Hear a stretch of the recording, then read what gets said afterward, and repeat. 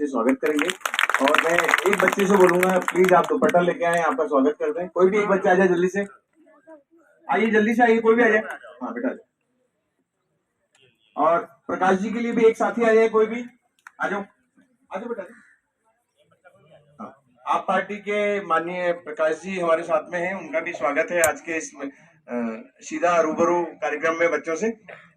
अब मैं आगे, कौन आ रहे हैं बच्चे, हो गए?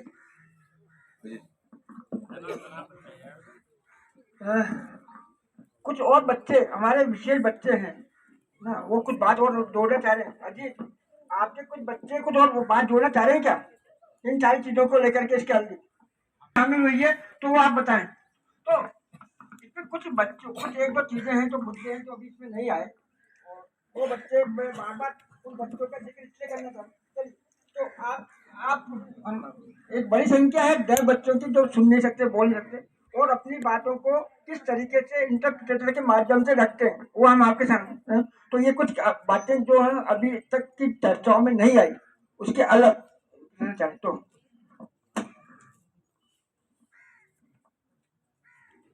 जैसे कि मैं कुछ बोलना चाह रहा था कि जैसे कि हम जैसे कि 12 जैसे पास कर लेते हैं तो हमारे पास जैसे एजुकेशन, हम कहीं बाहर जाना चाहते हैं क्योंकि कम्युनिकेशन नहीं कर पाते हैं, तो उस बेस पे हमको क्या फैमिली बाहर नहीं जाने देती कि उनमें डर का माहौल होता है इसके बाहर कैसे जाए क्योंकि वहाँ पर कोई कम्युनिकेशन करने वाला नहीं है इनके पास।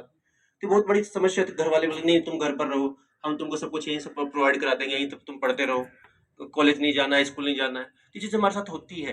तो इसमें भी एक फैमिली रिगार्डिंग कुछ अवेयरनेस प्रोग्राम हो ताकि हम फैमिली को भी आप लोग समझाएं, या कुछ ऐसा प्रोग्रामों को ट्रेनिंग दी जाए कि हाँ ऐसा कुछ नहीं है, आप बच्चों को आगे पढ़ने दो।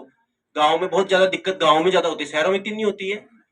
लेकिन गाँव से जो कोई दूसरा शहर में जाना चाहता है, कुछ आगे पढ़ना चाहता है, कोई टेक्निकल कोर्स करना चाहता है, नहीं, जो घर में ही कैद रह जाता है बच्चा बचपन से लेके 12वीं तक, और फिर उसके बाद में तो आगे बिल्कुल नहीं बढ़ पाता है। जैसे आप हेयरिंग लोग तो कहीं भी जा सकते हो, कहीं भी कुछ भी आप एक्सेस कर सकते हो, लेकिन हम कहाँ जाए? तो सारी चीजें हम, अगर हम बाहर निकले तब हमें आत्मविश्वास आएगा, तभी हम आगे बढ़ पाएंगे इस चीज को। तो सारी चीजें बहुत हमारे लिए इंपॉर्टेंट है। ये चीजें हमारे लिए यानी कि पूरा हमारे जो मानसिक संतुलन है वो इन चीजों से है कि हम उसको कैसे उसको इम्प्रूव करें।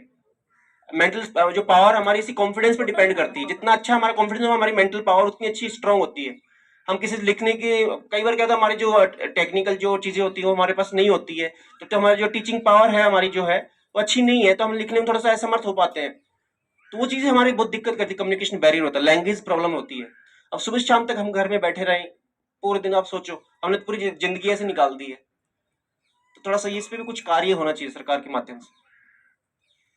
एक चीज और मैं ऐड करना चाह रहा हूँ कि बहुत से लोग हम देखते हैं कि हम इक्वलिटी की बात कर रहे हैं, इक्वलिटी करो, इक्वलिटी होनी चाहिए, सब समान है, सब समान है, सब में एक सकारात्मक सोच लाना चाहते हैं। लेकिन लाइन कब, क्योंकि अभी से हम लोगों को कितना बैरियर है हमारे, तो हम तो बहुत पीछे हैं उस मुख्य धारा से। तो उस मुख्य धारा में हमको लाया जाए, उसके लिए प्रयास अच्छे से हो।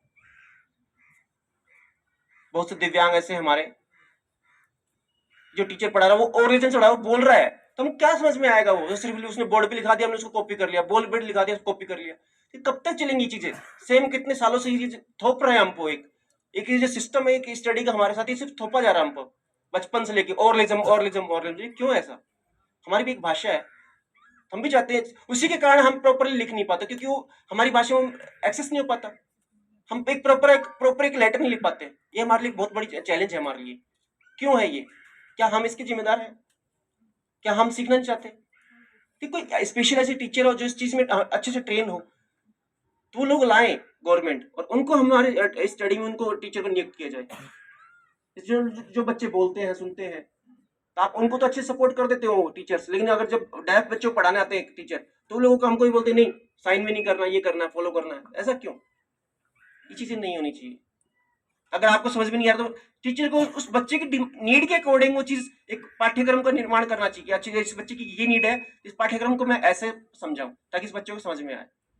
जैसे मैं साइंस सांकेतिक बात समझ रहा हूँ, जैसे मैं इंटरप्रेटर के माध्यम से आपको समझा रहा हूँ, तो हमको भी एक अच्छा फील होगा।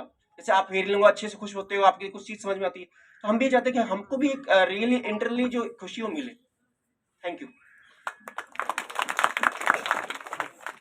मैं थोड़ा सा ऐड करना चाहता हूँ, जैसे कि हम पुलिस या इस हॉस्पिटल में जाते हैं तो हमारे साथ ये चीजें बैरियर की तरह होती हैं।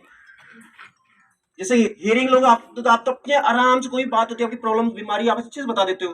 थाने में गए तो आपकी कोई समस्या बता देते हो, कोर्ट में गए, ठीक है, आप चुनाव में गए, क्या मुद्दे हैं, क्या आप अच्छे से एक्सेस कर लेते हो, ये चीज चल रही है, आपको सपोर्ट भी मिल जाता है। लेकिन हमारे पास ऐसा कुछ भी नहीं है, कोई एक्सेसिबिलिटी नहीं है।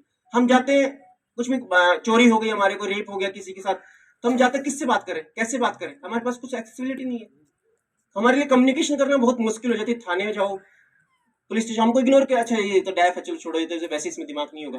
ये चीजें हमारे साथ बहुत दिक्कत हो रही है। हम कैसे हम इंटरप्रेटर ढूंढते रहते हैं, अदर स्टेट से बुलाने पड़ते हैं, इंटरप्रेटर नहीं मिलते राजस्थान में, क्योंकि प्रॉपर बहुत दिक्कत हो रही है। पुलिस स्टेशन में, हॉस्पिटल में, इन जगह पे गवर्नमेंट को ना खुद की बेस पे एक इंटरप्रेटर की नियुक्ति करनी चाहिए, ताकि हम कहीं भी कोई बीमारी हो, हमको कोई डिलीवरी बच्ची को, डैफ बच्ची है, उसको डिलीवरी हो रही है, उसके रिगार्डिंग कुछ बात करनी है उससे, तो उसको सोल्यूशन लिख के या उसका इंटरप्रेटर उसके माध्यम से साइन लैंग्वेज बात कर सके, हम अच्छे से समझा जा सके। ये बहुत इंपॉर्टेंट है हमारे लिए। कई बार हमारे वहाँ मारा पीटी हो जाती है डैफ बच्चों के साथ, जैसे हम शादी करके दूसरे स्टेट में चल काम जॉब के लिए जाते हैं, तो कई बार होता है दबाव बनता है हमारे लिए। एक इंटरप्रेटर के साथ हम अपनी समस्याएं हम रख सकते हैं। चीजें होनी चाहिए इंडिया में। अब इंडिया में काफी जगह चीज चल रही है, राजस्थान में बहुत ज्यादा दिक्कत है इस चीज की। राजस्थान में बहुत ज्यादा दिक्कत है, 11 लाख से ज्यादा डैफ है यहाँ पर। ये तो अभी पुरानी काउंटिंग के अकॉर्डिंग, नए तो पता नहीं कितने होंगे। तो हम चाहते हैं कि आने वाले जो आप 2030 का जो मिशन बताते हैं, उसमें सारी चीजें शामिल हों एक नए तरीके। हम भी चाहते हैं कि हम पूरी, हमको एक्सेसिबिलिटी, हम भी पूरी खुशी अपना वो करें, खुशी से जीवन जीना चाहते हैं। पूरे जो हमारे ग्रुप में बहुत चाहता है कि आप लोग गवर्नमेंट से आगे बढ़िए काम करें। एक्सेसिबिलिटी की बात करते हैं हम, नहीं है। फैमिली में भी हमारे साथ एक दबाव होता है, क्योंकि वो कम्युनिकेशन नहीं हो पाता, हमको भी लगता है, इरिटेशन होता है हमको भी कि हमारे पास एक दबाव बना जा रहा है। शहरों में ठीक है, लेकिन गाँव में बहुत ज्यादा समस्या है। और शायद आप लोगों ने इस सारी चीजों का अनुभव किया होगा, लेकिन